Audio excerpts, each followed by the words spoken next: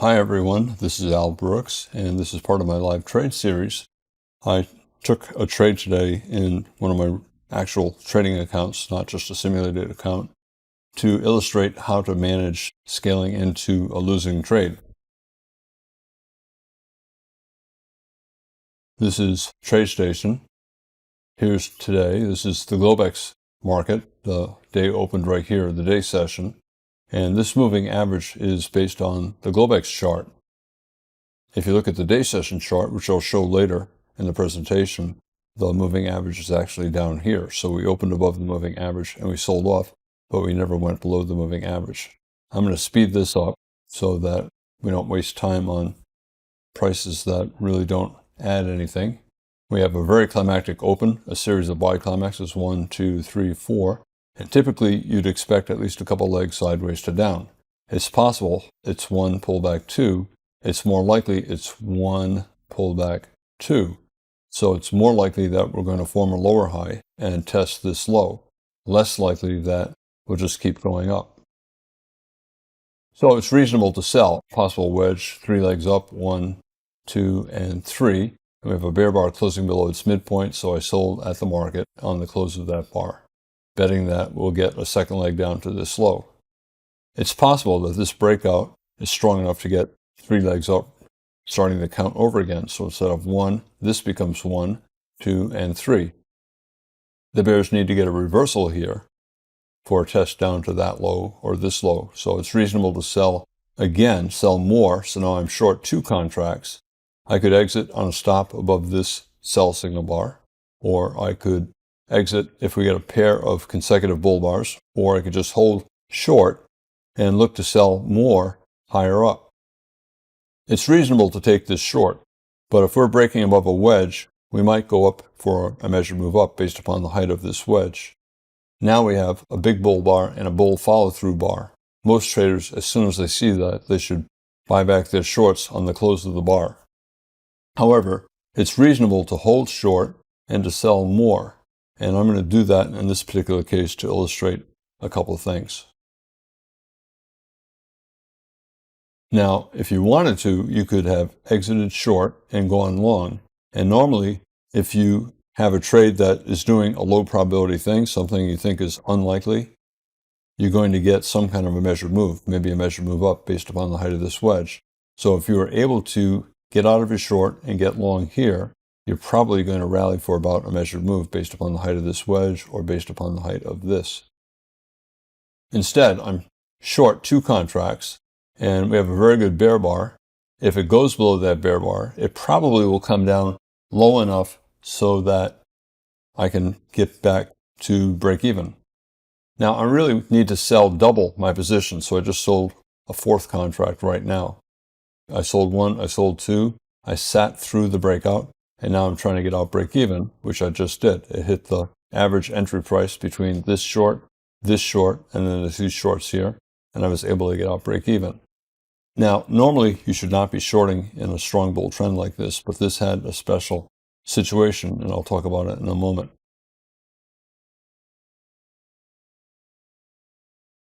In a strong bull trend like this, most traders should only be buying, and they will lose money if they short.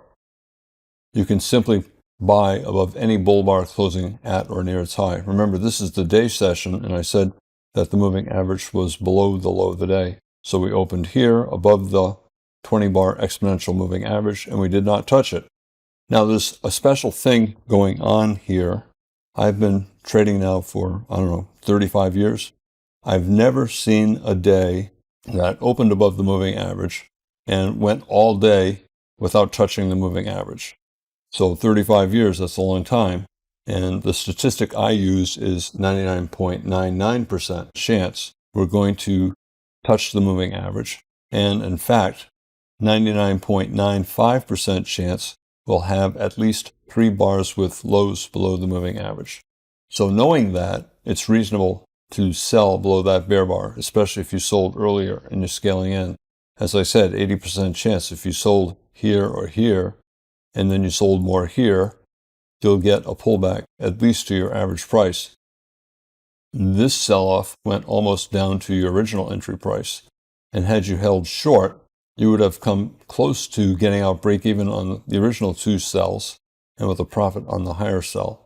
One other thing, I said 99.99% chance we're going to get to the moving average.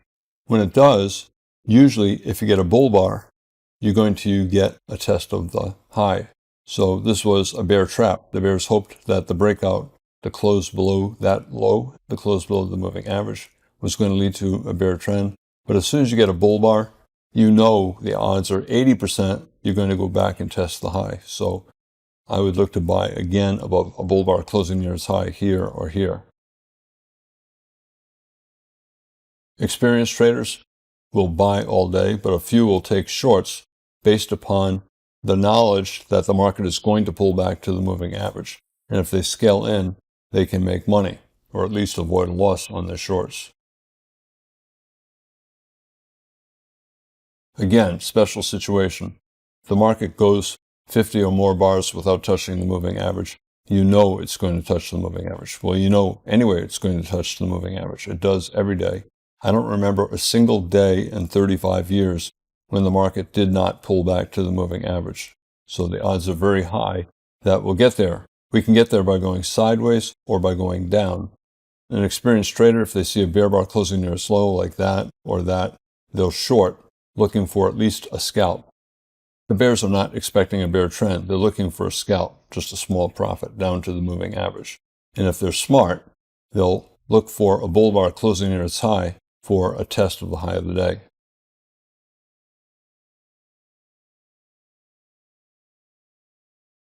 It's reasonable to take this short. As I said, after a climactic rally like this, the market usually enters the trading range. And it did, but the trading range was up here, so it did not enter the trading range here. However, it probably was going to. As I said, we probably were going to get a couple legs down, 1 bounce 2. It's possible that this was 1 bounce 2. So it's reasonable to short here. Most traders, if you get a bull breakout bar, a close above the prior minor lower high here, and then a bull follow-through bar, you know we're going higher. So most bears should exit above this second bull bar and take their loss. But experienced traders can hold, knowing that if we get a bear bar closing near its low, at a minimum, we should come back to the midpoint between the entry price below that bear bar and this bear bar. That took place over here, but since I scaled in, I sold here, I sold more here, my average entry price was a little bit higher and not down here. Most traders, if they're short in a strong bull trend and you get a big bull bar closing above the high of the prior bar and closing above a minor lower high, here closing above the high of the past 15 bars, they should be thinking about getting out. And if the follow-through bar, the next bar is a bull bar, they definitely should get out. And the reason for that is if they're looking to scale in, they'll mess up. They won't do what they need to do. In fact, if they're able to reverse to long, they'll probably be able to make up for their loss. So if they sold here, sold more here, and bought 2 here, it'll probably go up high enough to erase the loss that they got on those shorts. But the reality is most traders are not going to be able to reverse. Most traders do not reverse. I don't like to reverse. Alternatively, if you don't get out, the second choice is to hold short. Wait for a bear bar closing near its low and sell again. But not just sell one contract. You should be doubling your position. So if you short 1 here and 1 here, short 2, and you should therefore sell 2 up here. You should double your position. It sounds easy, it looks easy, but it's not easy.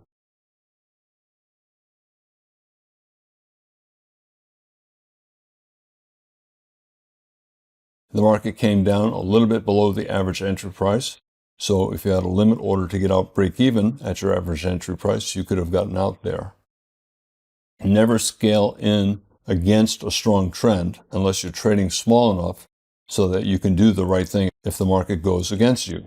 Most beginners trade too big and they get scared, and they exit at the exact time when they should be doubling their position. And that's the problem. The beginner thinks, oh, I'll sell 1 contract, that's not too big. I'll sell 2 contracts. That's still not too big. I'm a little bit uncomfortable, but can they sell 2 more here?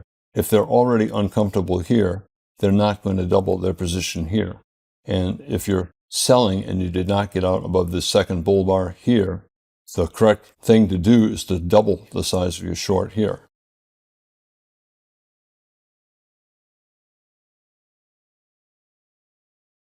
Again, never sell in a strong bull trend unless you have a good reason to expect a profitable scalp, and if you're experienced enough so that you don't panic when the market continues to go against you.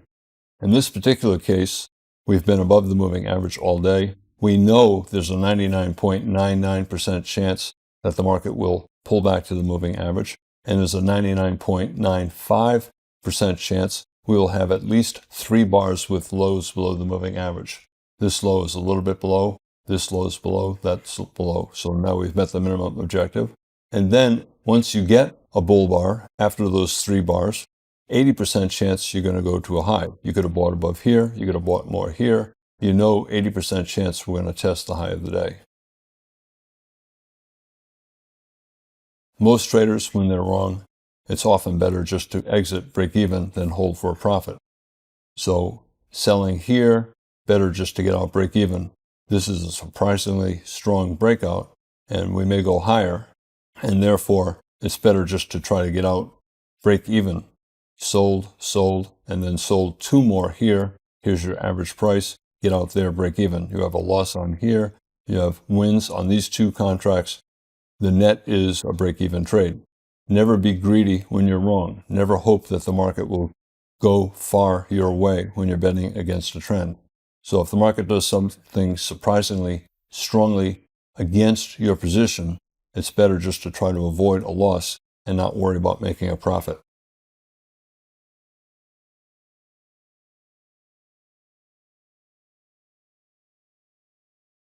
Again, most beginners cannot do this. And most experienced traders do not do this, but a trader who understands what's going on and they know the odds of the market pulling back to the moving average can do this. You have to trade small enough, and you cannot get scared when the market goes against you. And that means most traders should not do that. This is an example of how if you do sell in a bull trend and you understand that there's a good reason for the market to go down, you can scale in against the bull trend and avoid a loss. If it went down initially here, you would have made a profit. If it went down here for a wedge, you would have made a profit. Instead, it did that. Once it's done that, it did something other than what you thought was likely, it's better just to get out, break even. I'm Al Brooks. Thank you for watching this video, and I hope that you found it helpful. This is a video on scaling in to avoid a loss.